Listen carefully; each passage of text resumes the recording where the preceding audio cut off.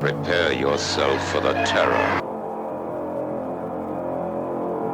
The prison of madness, where few enter and none return. Welcome to Unsung Horrors with Lance and Erica. Leave all your sanity behind. It can't help you now. Welcome to another episode of Unsung Horrors, the podcast where we discuss underseen horror movies, specifically those with fewer than 1,000 views on Letterboxd. I'm Erica. And I'm Lance. And before we get into this episode, we are in the first week of October, which means we just kicked off Horror Gives Back last week. And as a reminder for folks, Horror Gives Back is a charity challenge where you donate $1 or more per horror movie that you watch to charity. This year, we've actually set up a fundraising page on the Trevor Project. We have a link to that in our bio. So you don't need to donate right away. You know, you just wait till October is over with, count up how many movies you watched, decide how much you want to donate per movie, and then go to that link and make a donation there. And if you do that, you'll be entered into our drawing for a prize package. We're going to have some Unsung Horrors pins, some movies. I think I got a couple other things laying around somewhere. But we'll be posting what we're going to be offering for that. We do want to give you guys an added incentive for that other than just that feel-good thing in your heart, which I don't get very often. Yeah, that's why Horror Gives Back is so good. You get that charitable feeling in October, which doesn't happen a lot. It's like, I guess giving away candy is for trick-or-treaters, but... Yeah, I guess. I never do. Well, we get zero trick-or-treaters on our street, so... Nobody comes to my neighborhood. Yeah, it's like, we're in the ghetto. Drive your kids to nicer places, like we did when I was a kid. Get full-size Snicker bars somewhere else. Yeah, it's a good way for you to make up for watching a bunch of people get slashed and hacked all month. That you can, do something for a good cause, and the Trevor Project's a great cause. So, yes. So if you have questions about the challenge, any of the categories, anything like that, feel free to message us. We're happy to respond to any of those. But do remember, you can follow the categories that we have outlined, but you don't have to. If you have your own list, Lance's brother Cody has a list that he's doing for Draw and Horror that's really cool.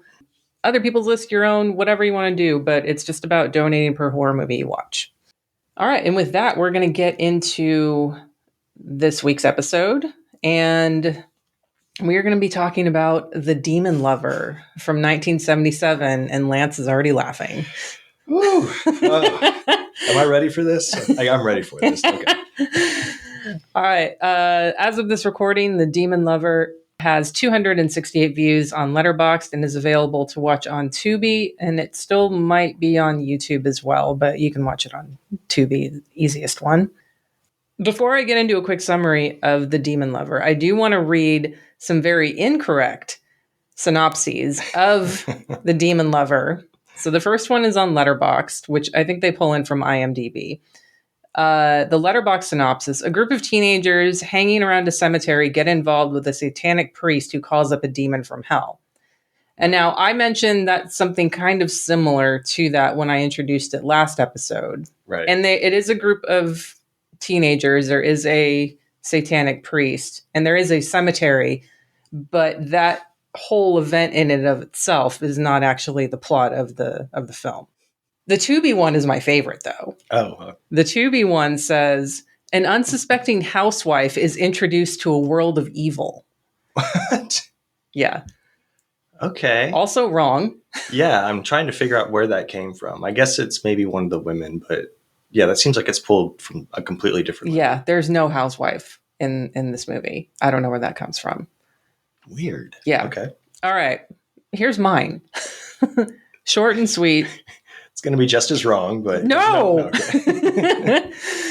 Okay, so The Demon Lover starts with a house party at Laval's castle. I'm right so far. Laval is practicing some satanic rituals upstairs while his followers are dancing and drinking downstairs. They soon become tired of Laval and the lack of democracy within the coven, so they decide it's time to leave. Feeling scorned, Laval kills them off one by one through spells and with a conjured demon. An inept detective is on the case, going so far as to consult a psychic professor, played by Gunnar Hansen, for help. After getting news of the latest killings, the detective heads to Laval's castle with his arsenal supplied by Ted Nugent to take down Laval once and for all. That's... I think I got it. 100% accurate. Okay. So The Demon Lover was directed by Donald G. Jackson and Jerry Younkins. This was the first film for both of them and the only film for Younkins, though Younkins did co-write the screenplay with Jackson, and he also cut off one of his fingers to collect $8,000 in insurance money in order to fund the film. Yeah, they're both factory workers, and they both... apparently Donald Jackson also took out loans, mortgaged his home and car and furniture, and but he didn't have the drive that Younkins did. Yeah, to cut his fingers off. Yeah, to get funding.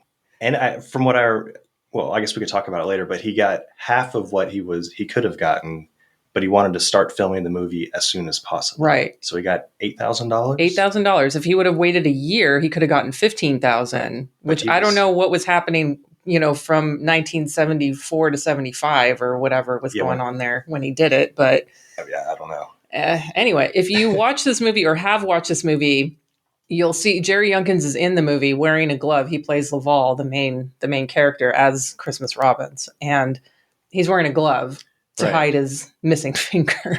Oh, okay. Yeah. I just thought it was a badass costume idea, but it makes sense. I mean, it took them an hour, according to the documentary, to find the glove. Making movies hard work, people. It's tough decision after tough decision, as Donald Jackson says. Yeah. So these sort of side facts, like the $8,000 and the glove and everything like that, we're going to also talk about an accompanying documentary that goes with this film. It's not actually shot by the filmmakers, but by the DP's girlfriend. Yeah. So we'll talk about that in a little bit here when we get to the cinematographer, I think. But getting back to Jackson, he is probably most well known for directing Hell Comes to Frogtown. He also directed the sequel Frogtown 2. And a documentary called I Like to Hurt People, which is a sort of documentary about wrestling. He's done a lot of rollerblading movies. Yeah. Interesting. So Rollerblade, which was New World's first made-for-video movie. I mean, honestly, Donald Jackson's basically done a lot of frog, rollerblade, gun, and samurai action movies. So they really should just all culminate into one. Yeah. And you should just have a frog riding a motorcycle with a samurai sword. Riding on rollerblades. Oh, yeah, riding on rollerblades, not a motorcycle. Oh, that'd be badass. So, I mean, there is movies with his partner, Scott Shaw, who we'll talk about in a minute, too, with him just on a... riding motorcycles in a bunch of the movies too.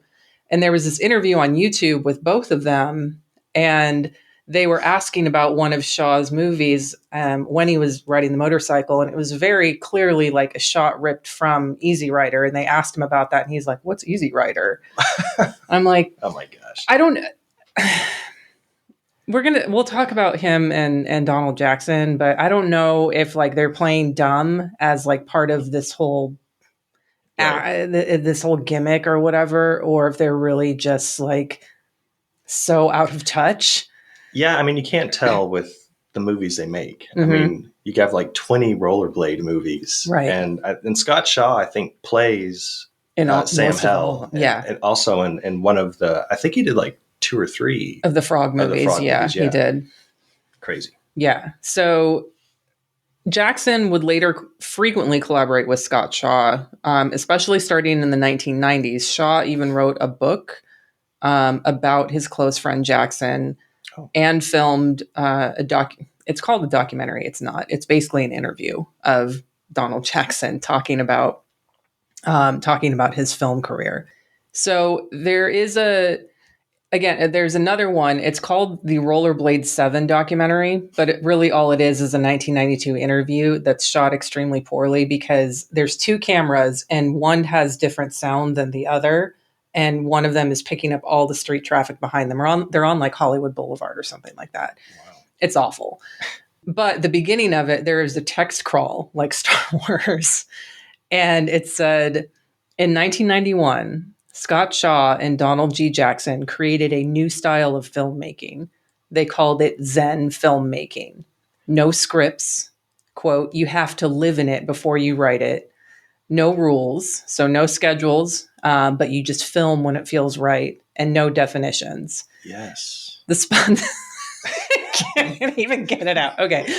The spontaneous creative energy of the filmmaker is the only defining factor. This allows for a spiritually pure source of immediate inspiration to be the only guide in the filmmaking process.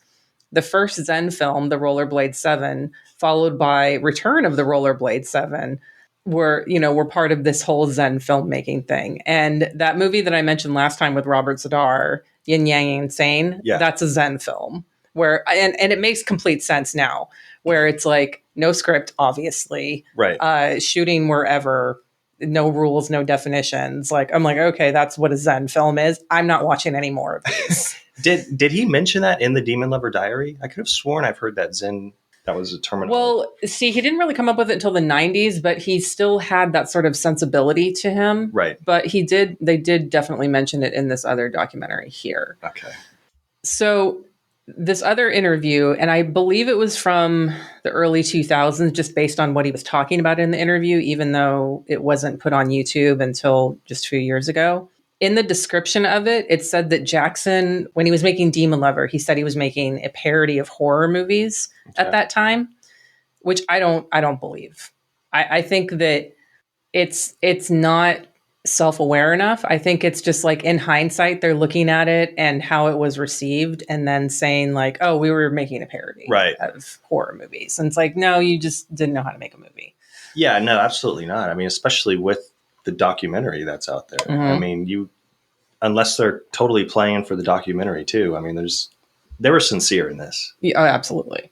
So in this interview from the early 2000s, Jackson said, I don't let people improvise in my Zen films. I guide them. So like, even though there's no script, he'll still be like, here's what you're doing and here's what you're talking about. So it's not full improv, right? But he still is like, he is the guide, which totally tracks with him, the stuff that he said in the Demon Lover diary. So one thing that I thought was funny, James Cameron is going to come up quite a bit in this episode. What? Okay. In the crew connection. So Donald Jackson mentions James Cameron being, or having been probably, a close friend and actually being in the restaurant with him when he came up with the idea for the Terminator. Now, Jackson has actually worked closely with Randy Frakes, who wrote the novelization of the Terminator. And then when we get to effects, there's a connection there as well. What was funny about this interview, too, is that while he was giving it, Conrad Brooks was just laying on the couch right behind him, I guess he's been in a few of these films with Scott Shaw and Donald Jackson as well. So for listeners, Conrad Brooks, he came up during our Bleeding Skull episode. Conrad Brooks versus a Werewolf was one of the movies that Joe picked. Yeah. And he's been in a lot of like Ed Wood movies and things like that. I think Donald Jackson even had referred to himself as kind of like an Ed Wood too. And I was like, no, sir. That is David the Rock Nelson. Yeah. If we're talking about right now. Yeah. The Ed Wood of the 90s and beyond. Yeah. That's David Rock. Exactly.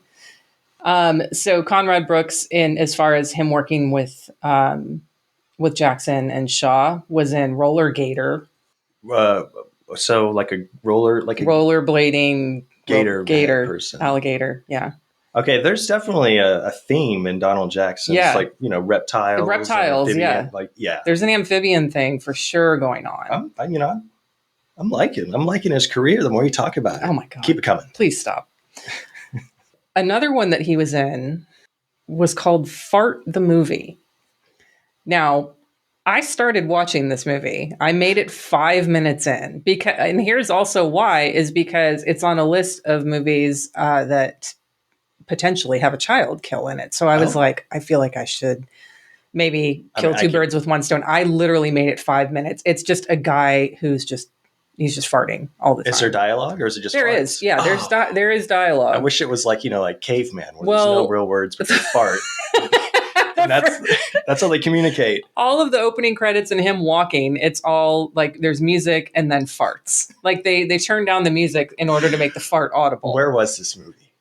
Where can you see it? It's on YouTube. It's on YouTube if anyone wants to watch Fart the movie. Oh my goodness! I made it 5 minutes, and then maybe I made it like 10 minutes and then I started scanning to see if a child showed up on. I screen. I could guess how a child died. That's the thing is I was like, is a child going to die from like inhaling a fart or something like that? So I feel like I have to go back. I'm going to go back and scan it, but like I was like, no, I can't do this week. I'm not equipped for this. So.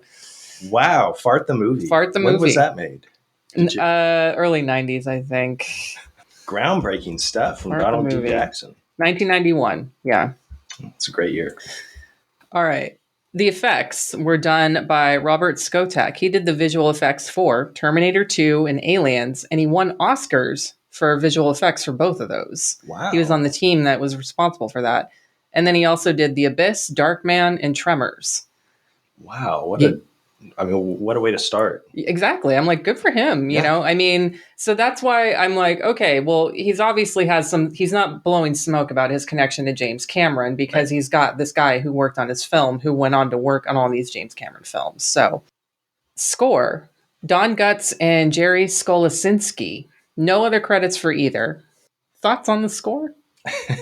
that synth. So yeah, it's there. You pointed it out that I'm probably going to enjoy this score, and I did. But they must have introduced the inspiration for Europe's The Final Countdown. Yeah, the first 3 notes are there, doo-doo-doo, like throughout the movie. Mm-hmm. And obviously, that melody was stuck in my head every time it popped up. But I felt like at times it could be the same person who did the sound effects for Joust on Atari. There's a lot of weird, just weird. Okay. And I did have to point out in the very beginning, at the very end, there's some really nice slow pace droning, like the synth drone. Mm-hmm. But then it turns into like this total Texas Chainsaw Massacre, like it has like a delay or like echo effects, like if you're banging pans or like on wind chimes. Right. That sounds very like Eaten Alive, like Tobe Hooper and Wayne Bell's soundtracks. Yeah. I liked it. And I did look up to see if these two guys did anything else. Yeah. And I don't know. Maybe they accidentally like shot themselves in the foot, like literally, like with all these guns laying around that we'll talk about. Yeah. I mean, or maybe they just had such a bad experience working. I mean, if you do the score, you're not like on set, but true. I can imagine working with Donald Jackson probably wasn't super fun. So maybe they were like, yeah, we're never doing this again. So yeah, I'm interested though, because it does seem like there was some passion behind it. Yeah, I could feel it, especially that final countdown. Like Europe, I would sue Europe if I were these two guys that I'm still around. Like, oh, it's almost there. All right. Cinematography, if we can call it that, was done by Jeff Krynes. Now, he is the focus of the Demon Lover Diary that we've been mentioning. It's a behind-the-scenes documentary that was filmed by Krynes' girlfriend at the time. She actually also made another documentary called 17. I think both of them were funded by AFI. And the 17 I had read, they won grand prize jury at the 1985 Sundance Film Festival. And her name was Joel, yeah. Or Joel or Joelle. Yeah, Joel, yeah. So the documentary it's funny to just read the reviews of this on Letterboxd, because there's people who are like, this is an absolute masterpiece documentary. Then there's others who are like, everyone who wants to make a movie should watch this documentary, or anyone that's like a film student should watch this documentary, or film professors should show it to their students, kind of thing. She just grabbed her camera and went along with her boyfriend to the Midwest to film this low budget horror movie, and you're watching it and you're like, these people have no fucking idea what they're doing. No clue. Yeah. But there is a passion, and everybody in the crew, except maybe some of the actors and actresses, but the cinematographer, the DP, Jeff, and Donald Jackson. Yeah. Youngkins. I mean, there's this weird passion that it's just driving them. Like, this is their life dream, and they're quitting. Most of them are quitting their day jobs or calling in sick to make this movie for 2 weeks. they have no idea what they're doing, but they're doing it. Again, it's like, yeah, I applaud that. Absolutely. Like I'm like, I respect it. I'm like, you're putting everything on the line to make your dream happen. Like I'm good for you, but also do you not know anything about filmmaking? And it's funny too. Like if you watch, so I watched this movie earlier this year for the first time. Mm-hmm. And then I heard later on about the documentary and I was like, I'm going to save that until October for when I'm going to rewatch Demon Lover because I want to watch them back to back. Right. And watching the documentary and then watching the movie, you're just like, you put the pieces together of like certain scenes and you're like, you know what happened behind the scenes of like the whipped cream and all of that kind of thing. And, you know what characters are racist. You know which characters are, complain the most. Like you get a whole new perspective on like on watching it again. Yeah, because I did the same thing. I watched it about a week ago, and then I saw the documentary, and I was like, oh shit, watched it, then watched Demon Lover again. It's necessary. It really is. They're companion pieces without a doubt. Yeah. So definitely recommend if you're going to watch this movie or if you have watched this movie and haven't seen Demon Lover Diary, like it's almost a necessary companion with it. Right. All right. Getting into the actors. This is going to be short because nobody's got any other credits except for Gunnar Hansen, who was in the movie for 2 minutes as Professor Peckinpah. He plays the psychic professor who the detective goes to consult for a little bit. This is actually his second film after Texas Chainsaw Massacre. Wow. Yeah. He never really made that many films. Yeah. Yeah. And I guess this was filmed. I mean, it was mid-70s, released 70s. Yeah. So that makes sense. There is one other film and I don't remember if I brought it up on the podcast or if it was just one of my Christmas horror recommendations when I was doing that last December. But Campfire Tales from 1991 is a horror anthology, and Gunnar Hansen is in the wraparound story. He's at the campfire telling these kids tales. Nice. And it's got a Halloween segment, it's got a drug scare segment, it's got a Christmas segment, and a pirate segment. Oh. And it's super fun. So I would recommend it either for Halloween time viewing or even for Christmas time horror viewing. 1991? 1991, Campfire Tales. That's also when Fart the movie came out. What a great year. Seriously. Oh my goodness. All right. So on IMDb, on Letterboxd, Christmas Robins is credited as playing Laval Blessing. That is actually Jerry Yunkins. Not sure why he went with that. I was hoping for something I could dig up on that. I mean, it's a badass, pseudonym. I like it. Christmas Robins.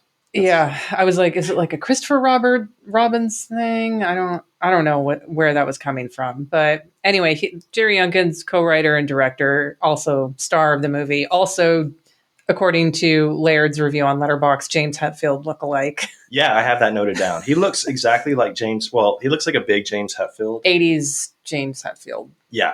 Let's clarify.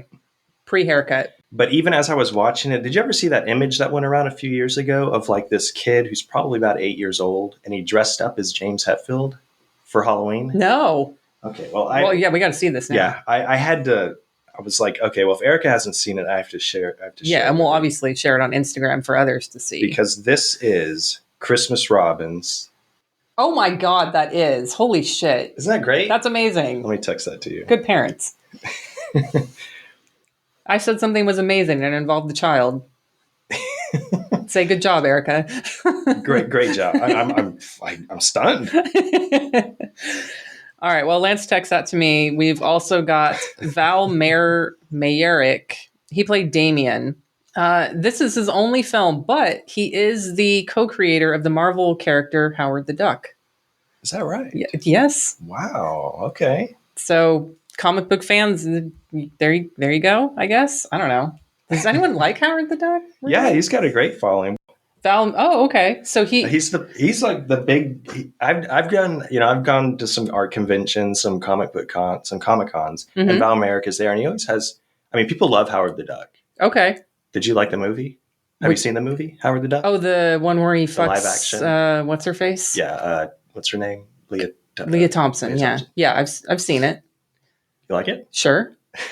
I mean, I indifferent, I guess, would probably be my reaction to it. Yeah, I mean, the comic book has a bigger following, but I have a lot of friends who are into Howard. And I didn't even look up what Damien's real name was. So I'm kind of blown away by this. This movie is just the connections to there's so many things to like every movie that you like in the world or anything, not even movies. Like if you love rollerblading, if you love Howard the Duck, I mean, if you love iguanas, we'll find a connection for you. If you love missing digits. Yeah, likes missing fingers. That's what I'm trying to think if maybe Christmas Robins has something to do with that. Like maybe he lost his fingers on Christmas Day. Christmas robbed him of his fingers. So Christmas Robins. I like where your head's at. Yeah. I have no idea though. Yeah, nothing I could find on why he decided to call himself that. It's interesting. Two other people of note. No, I guess not of note because this is their only film for both of them. Tom Hutton played the detective and David J. Howard played the demon. Oh, he's good. Yeah, sure. I mean, he shows up. Well, we'll talk about the demon, but there seems to be two iterations of it. But yeah, there are. Anyway, so we will get into our thoughts about this film right after this promo from our network.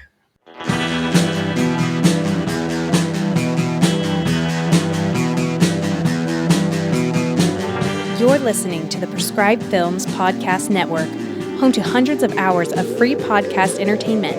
The shows on this network all have a common goal, providing you with the best discussions about movies and other forms of entertainment media. The PFPN hopes to fill your earholes with audio joy. Visit our website with links to all the other amazing shows at www.thepfpn.com. Thanks for listening.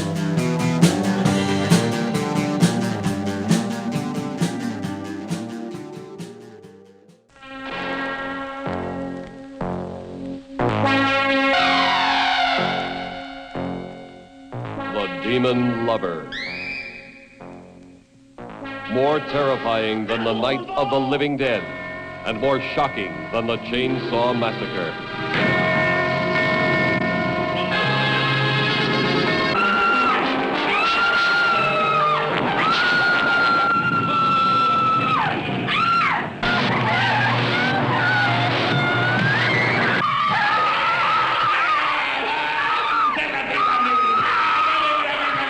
The Demon Lover is a motion picture that defies the imagination, and it is the most gruesome of the horror films of the past decade. How do we explain to the press? Two girls have been ripped apart as though they were attacked by wild animals. The Demon Lover is a horror film beyond belief, even to the devil himself. It is the shocker of a lifetime. All right, Lance, I know this movie's a hot mess. Oh, yes. But understatement of the year. And I kind of mentioned that like last episode with Hellhole. Like I was like, Hellhole is a hot mess, but I still like it and it's good. But Demon Lover is a hot mess and I still like it, but it's not good. Yeah. But it also lacks a little bit of the qualities of a lot of the trash horror that we talked about in Bleeding Skull, of having an endearing quality. The sincerity is definitely there. Like the ambition, that's there. Like I feel like you only see that there. Well, I mean, there's ambition, for any movie you make. All filmmakers are obviously ambitious and really going for it. But you could watch this movie and think these people didn't even try. But if you do watch that documentary, that's where you really see like, okay, they're going for it. Right. But yeah, I see what you're saying. It's totally clear that they tried. Yeah. I mentioned also when I picked this movie last episode, I picked it for Halloween. And it's literally because of one scene that I'm like, it's a Halloween movie. Because there's no mention of it taking place during Halloween. Nobody's wearing costumes. But when the cop goes to the bakery, there's like 2 Halloween decorations hanging. And I was like, Halloween movie. So there it is. I was like, there it is. And that's why I'm counting it for it. Because it had and I love like the 80s Halloween decorations too. Those are the best. Yeah. For sure. So anyway, that's why it's a Halloween movie, folks, because there's literally one scene with like 2 Halloween decorations in it. It works. But it's a horror movie, so any horror movie is a Halloween movie. Really. Yeah. And there are horror elements to this one for sure. Mm-hmm. Unlike Hellhole, where we were kind of picking and choosing, like really this might make it a horror movie, but this one has some pretty good gore and horror elements. Yeah. There's really good looking dead bodies. And I think it's because it's shot so poorly that, again, it's kind of, like when we talked about on the Bleeding Skull episode, the poorer the quality, the more real it looks because it's hiding any type of fakeness that's there. So these dead bodies look like they're really laying in a garbage, pile of garbage when they find that first body of Pamela. There's another car. There's a car scene. There's a scene where a girl hits her friend with the car, kind of jumping around here, but she takes her friend's body to the back seat of the car, and then the demon is summoned, I guess, to kill her friend, the driver. And that scene's super like graphic. Like blood is just kind of all over the place. And she's kind of just clawing and tearing at her friend, just killing her. Yeah. So this one is more horror and involves way more gore than Hellhole, which is a nice pick, Erica. Yeah. Okay. That one scene though, with like the 2 girls who died in the car. Yeah. So like you said, she hits her friend first, then goes out and grabs her, puts her in the back seat, and she's all bloody.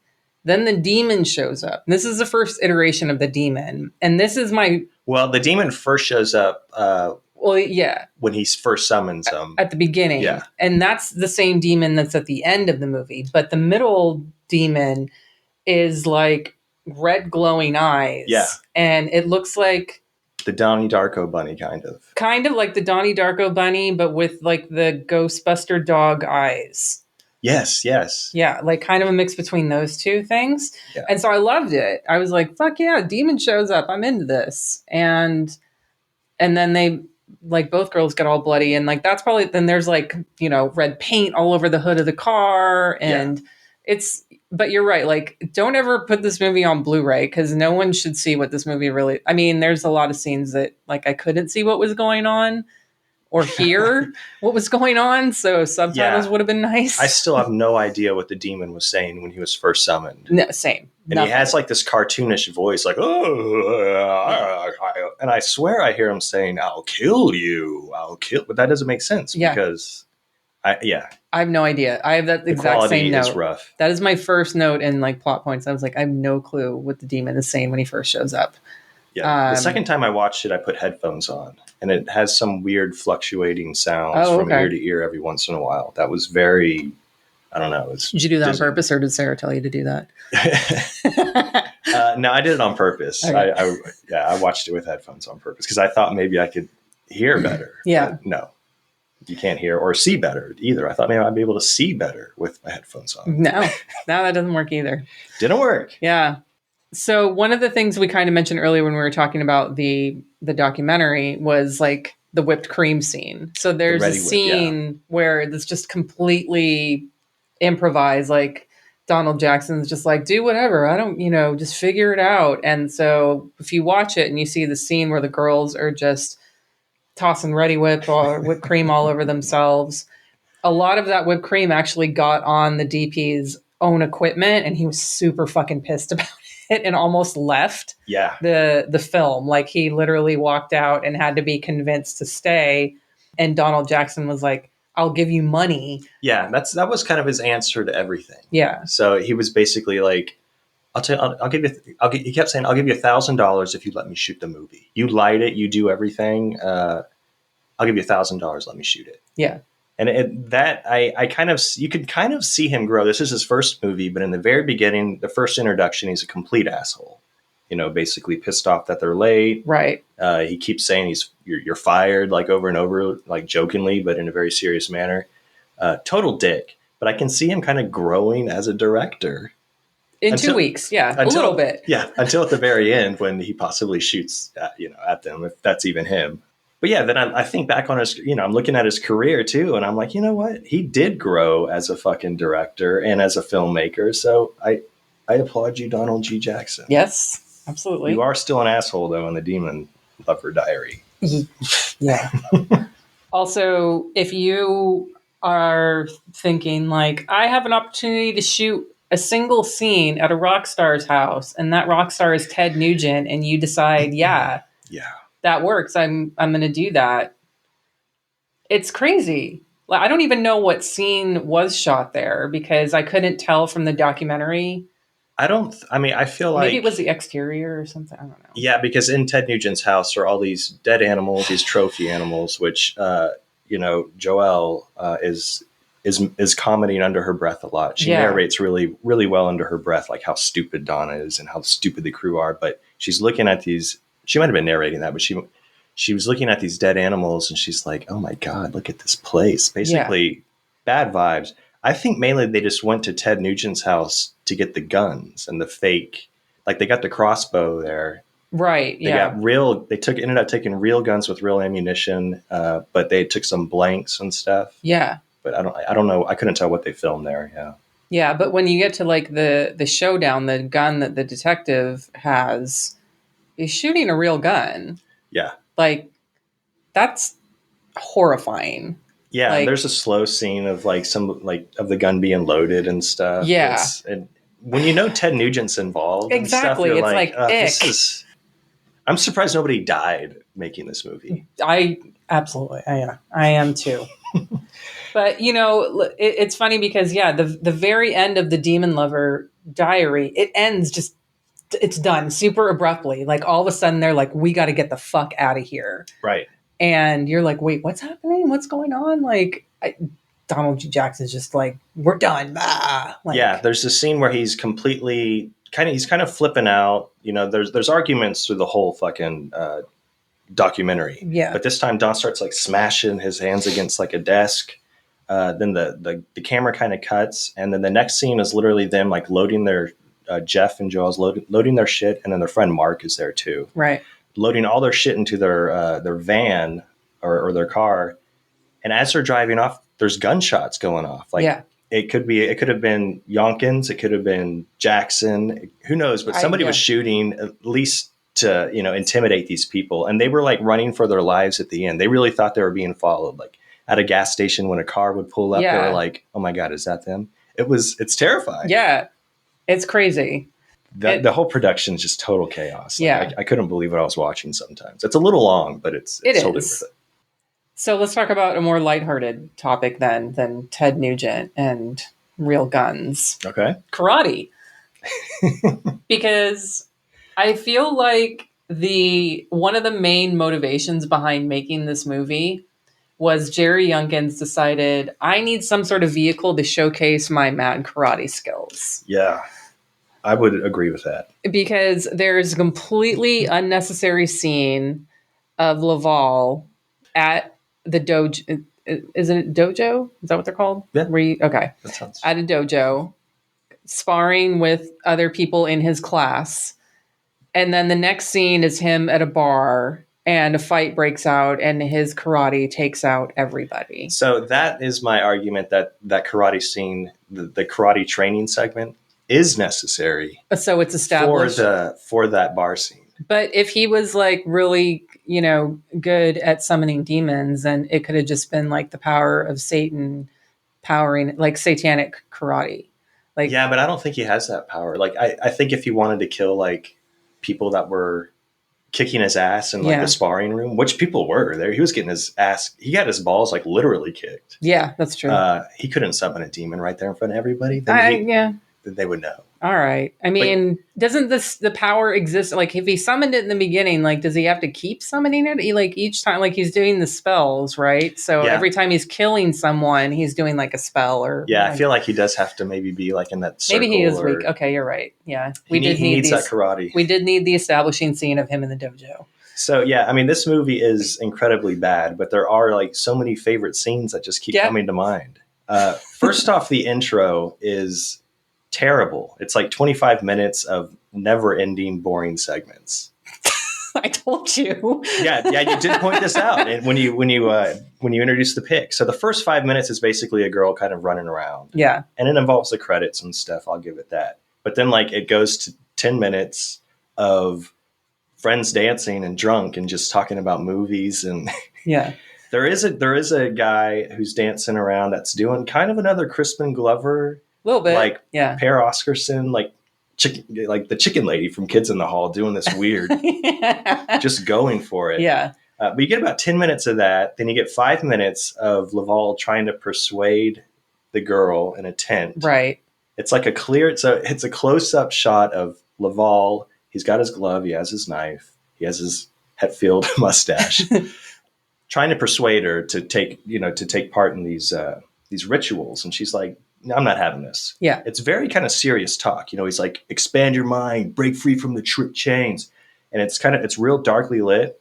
And then it just cuts to like a clear tent in the middle of like a kid's room, it looks like. Yeah. And they just get up off the ground. They're sitting Indian style and walk out. And I'm like, that's not a very good place to just plan your rituals. I don't know. Yeah. I don't know how Satanism works. So, I mean, yeah, this is the movie that had to have made Satanism cool, right? Yeah, I think so.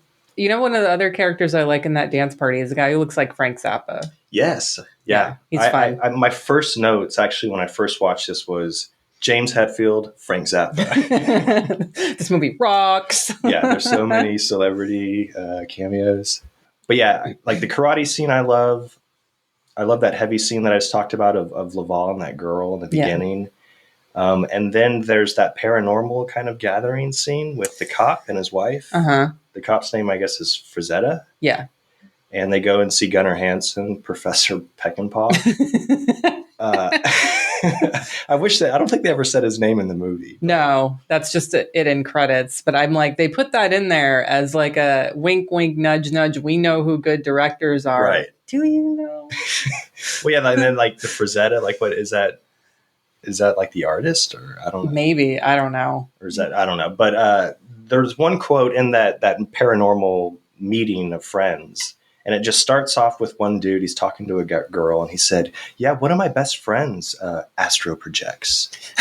And she's like, "Oh, how often does he do it?" "Well, he tries to project probably about once a week, but he doesn't like to do it more frequently than that." I have that quote written down too. That's the best thing. There's so many good quotes in this. There's Laval is telling Charlie at one point, and Charlie is like the short, the very annoying, like the nerd, annoying, the pushed around guy. Yeah. So he's like, "Charlie, get the trunk where we keep the magic paraphernalia." Yes, I have that one written down too. And then like during the party, one of the girls, before they decide like, this should be more of a democracy. It's everything Laval says or goes or nothing kind of thing.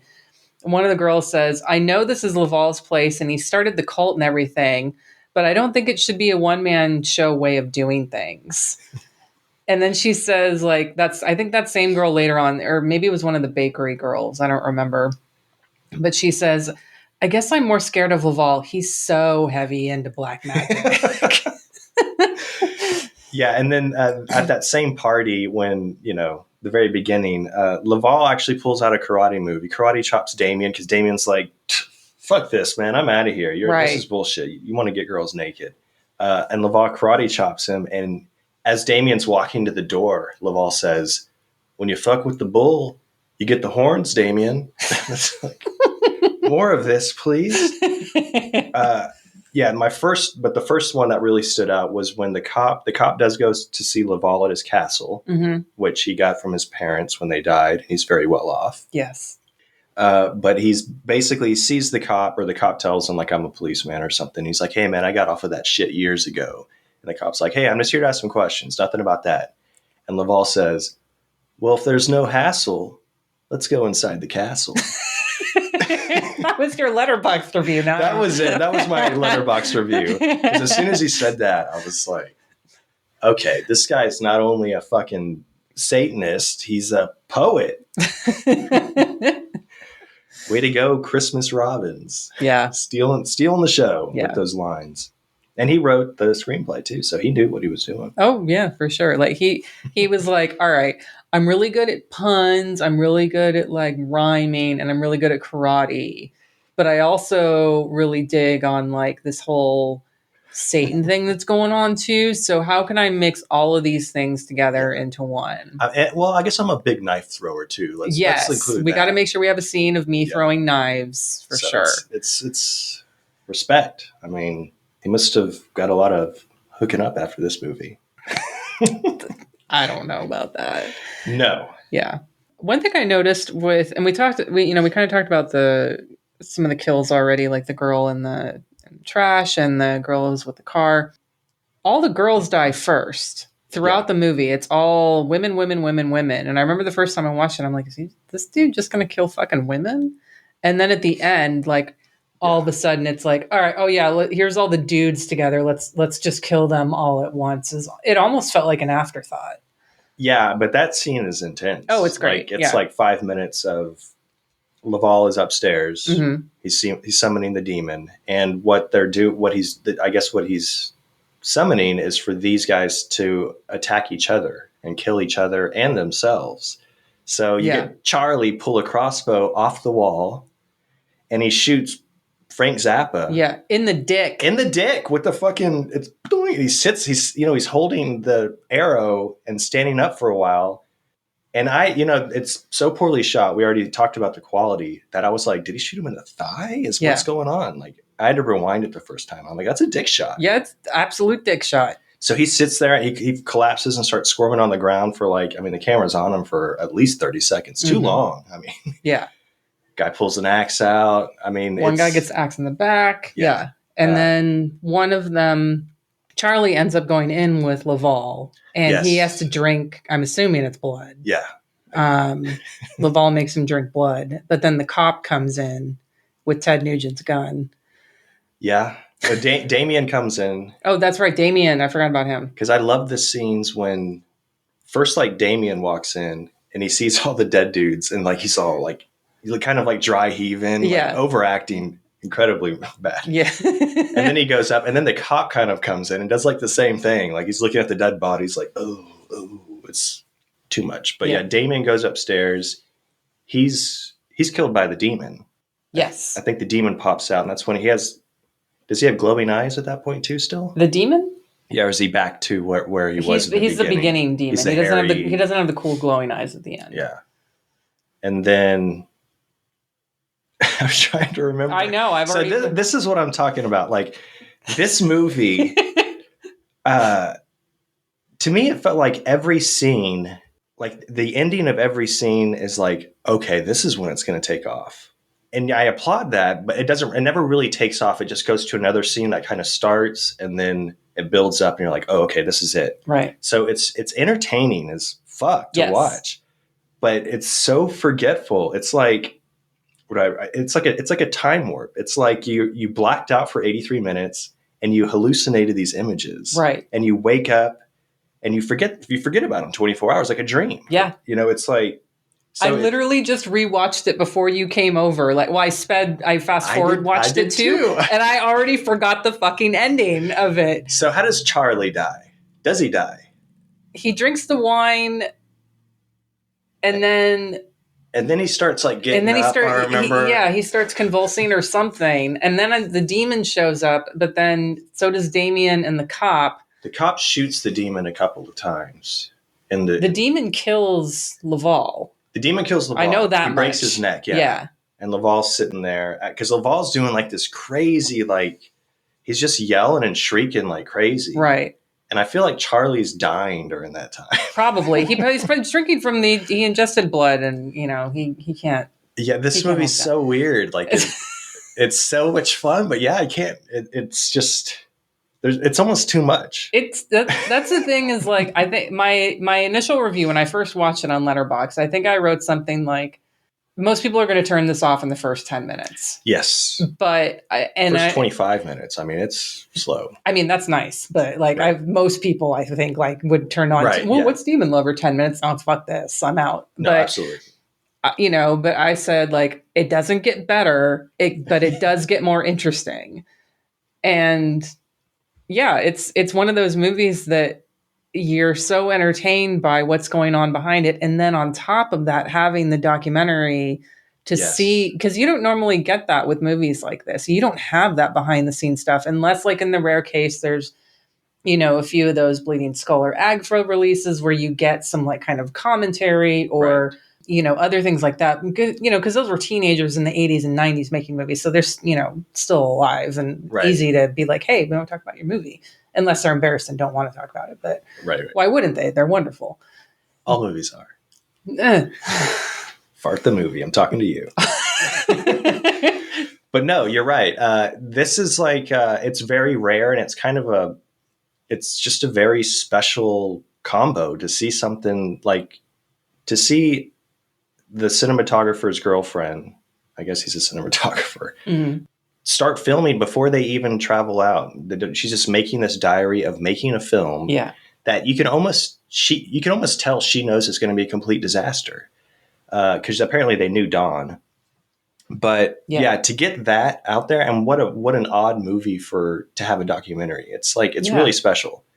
That was a big part of picking it. Because there's plenty of like, there's a random Halloween scene in it, and like it's a horror movie and it's trash horror, which, I love, but there's plenty of movies, but like this movie to me is like unique because it has that extra added element for the context, which is why I wanted to talk about it. So, and the stuff that you're pulling out with James Cameron and Val Merrick and Howard the Duck, like it's just a really fun movie, and with cast and crew. So it's one of those movies. It's hard to recommend, Lance, but would you?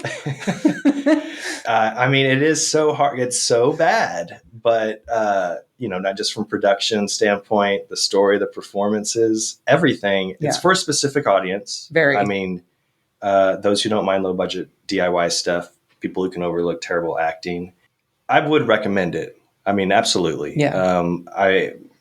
Don't be surprised if you forget what you watched. It's like, right. Yeah. I think you'll be entertained regardless of how, if you hate it or you love it, you're going to be entertained. I agree. Yeah. There's going to be some emotion evoked. Yeah. Low budget horror fans only. Like, sorry. If you're just into mainstream, what's new on Netflix? Like, this is not for you. We should say that it is, because that would be. Just to like ruin someone's night. So, Lance, I know there's an obvious double feature with this.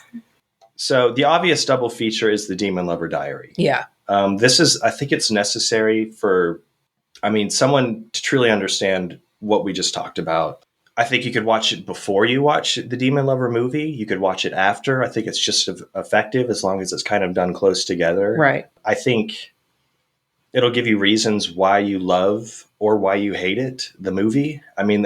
It's just, like we said, it's a special time. Especially like 1974. You're not going to get like an accompanying documentary, especially for a film like this. Like the whole thing is like, why? That's the question. Like, why is this even? There's a huge why. Like why did they make this movie? Why is there karate in it? Why is there a documentary? Why did the detective shoot a rubber band at the girl's butt in the bakery? Like, so many whys with this movie. Those cops are fucking hilarious too, by the way. Yeah. So that's my obvious. Should I share my backup? Yeah. What's your backup? I'm curious. My backup was Hell Comes to Frogtown to do a Don G. Jackson double feature, just to show like how he started, Demon Lover being his first film. Yeah. And kind of where he got to, obviously way bigger budget. Roddy Piper plays Sam Hell. And I just love that movie too. I picked up Vinegar Syndrome's release of it. Yeah. And was it Vincent that did it? Or was it Arrow? I think it's Arrow. I think it might be Arrow. Yeah. I picked up Arrow's release of it. I picked up we like all the boutique labels. It's one of them released it, and there it is. Yeah. But I love Roddy Piper. I think that would be a fun, to see the good and the bad. I know not everybody's going to love Hell Comes to Frogtown, but you will love it if you watch it after Demon Lover. Yeah. My pick is definitely the Demon Lover Diary. Yeah. They have to be watched together. You'll appreciate everything. You'll appreciate the time you took. You'll just appreciate filmmaking, passion. Because it did remind me of when the Bleeding Skull episode, when I think Joe Ziemba was talking about The Butcher, where it's like, it feels like it's a bunch of friends just hanging out, making a movie. I got that the first time I watched it. Right. Like, these guys are just friends. They're making a movie. I love it. They're having fun. Then I watched the Demon Lover Diary and realized these guys are fucking assholes. They're not having fun. They shouldn't be making movies together. There's just so many elements that watching these together that it fills in a lot of gaps and makes you appreciate everything. I think that's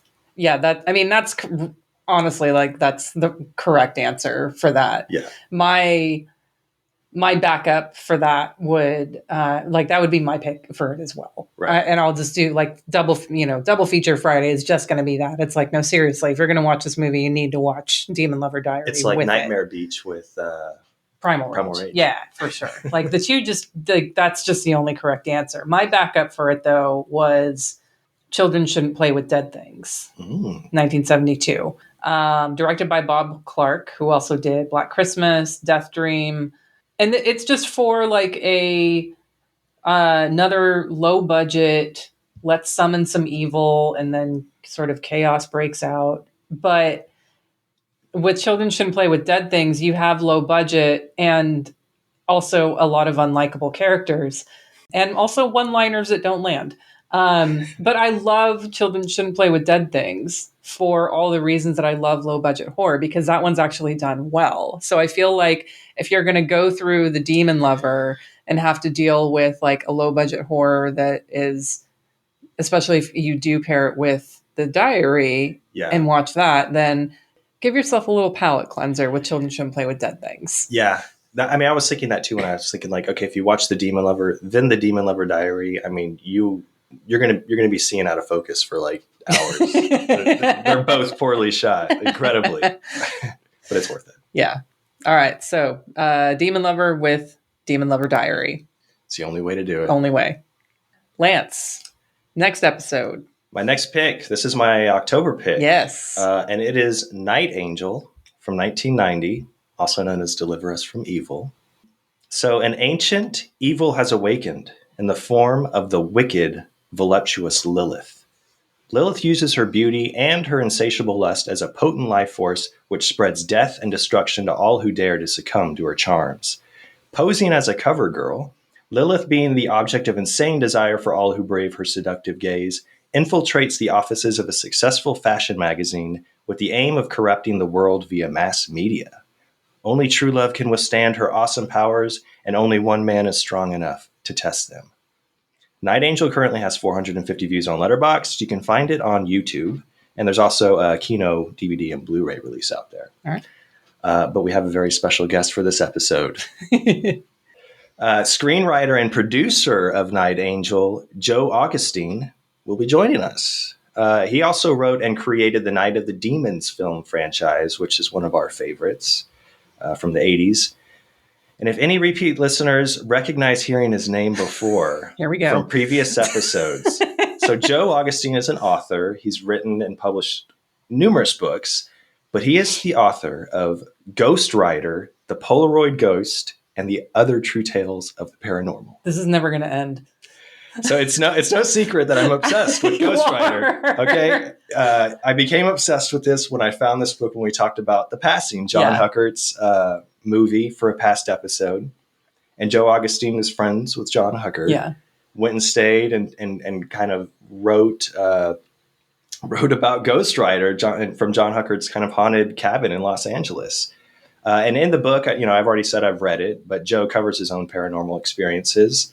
The first half of the book is Joe's paranormal experience, and then the second half is all Ghost Rider. Okay. So I know that I, and especially Erica, are really excited to kind of just chat. I'm excited. Like, this is like, no, I love Night of the Demons. I'm excited to watch this movie. I do not believe in ghosts. I'm happy to express that opinion. Yeah, I think you should. When he's our guest. But I'm going to apologize beforehand with the amount of time I might spend on that subject. No, I mean, I'm very excited to talk about his filmmaking, screenwriting career. Night Angel specifically, but Night of the Demons, Night of the Demons 2. They did the remake, obviously from 2009. I'm gonna watch everything. I'm gonna take in everything Joe Augustine I can.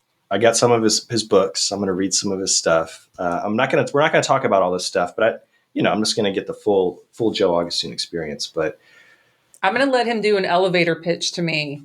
Pitch to me that ghosts exist. Okay. Yeah. Elevator pitch only. I'll be very intrigued, and I bet he will convert you. With this pitch. Do you want to borrow the book beforehand? I mean, it might convert you. No one can see my face, Lance. I just have nails in me right now. They're just I'm excited to have him on though. Like that's going to be a lot of fun to talk about that movie and Night of the Demons. And I'm happy for you that you get to talk about your new favorite book. This is a birthday present to myself. Yes. I mean, this is, this movie probably has nothing to do with Halloween, but yeah, it's the paranormal, Joe Augustine. It's my birthday. Yes. I mean, it's coming out like right after this episode will come out right after my birthday. So yeah, I'm excited. He's going to be joining us from Philadelphia. It's on YouTube, everybody. I expect all y'all to watch it before you listen to this one because it's going to be a good one. Oh, we didn't mention Demon Lover Diaries on YouTube, I think. Yeah, Demon Lover Diary is on Tubi. Yeah, I don't think we did where it is. Okay, yeah. So Demon Lover is on Tubi. Demon Lover Diary is on YouTube. Yeah, and Night Angels on YouTube. I'm excited. Me too. It's gonna be fun. Good October, like right before Halloween episode. Talking about ghosts, even though I don't believe. I know some people do. Talk about Night Angel. Yeah, Night Angel, Night of the Demons. Like I think that was your last Horror Gives Back. That was your day of Halloween movie, and it's such a party, fun Halloween movie. It is. It's and I bet Night Angel might become one too. We'll see. All right. If you are not already, you can follow us on Twitter, Instagram, Slasher, and Facebook, all at Unsung Horrors. You can follow me on Letterboxd, Instagram, and Twitter, all at Hex Massacre. I'm on Twitter, Instagram, Letterboxd at L Scheibe. BigCartel.LanceScheibe.com still out there. Shout out to Graham for picking up another one of our Unsung Horrors pins, as well Graham. As a John Waters pin. Oh, heyo. So I got those too, everybody. But yeah, remember the discount code. Unsung Horrors, all one word, all caps. 25% off anything you buy. Yes. All right. We will see you back next episode for Night Angel. Good night, y'all. Bye. One night while I was sleeping so warmly in my bed, I felt a pair of lips on mine. I woke up full of dread. I find nobody in my room, nobody in the hall. I tried to fall asleep again, but I couldn't sleep at all. Demon lover, why can't you be true? Demon lover, where are you?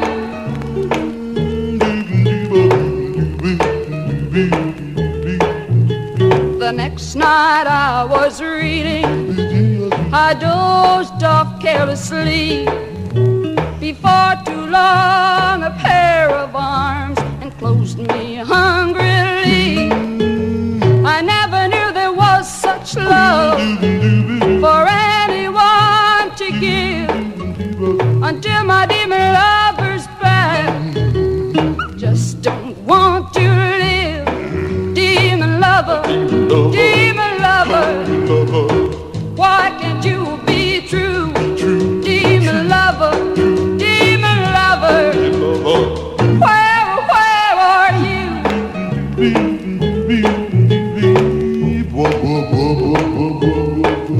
I've searched the whole world over, but nowhere have I met my demon lover with the lips no woman could forget.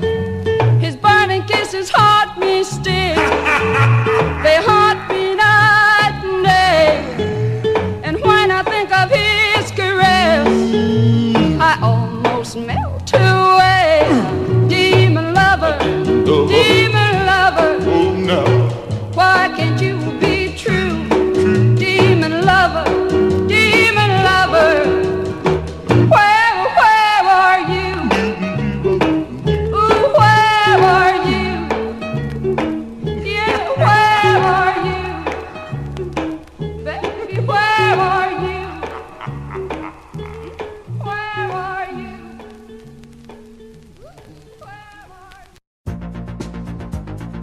Hey, it's Death by Video. I'm Phil. I'm Kit. And I'm Graham saying welcome to our podcast full of merry movie mayhem. Ever wonder what an Irish kung fu movie would look like? It's called Fatal Deviation, and we covered it. Ever wonder what a movie about 1,000 cats would look like? It's called Night of 1,000 Cats, and we covered it. And it stars Hugo Stiglitz. Listen to Death by Video to hear us discuss and dissect some of the weirdest, wildest, and wackiest films ever made. All this and more on Death by Video! Woo!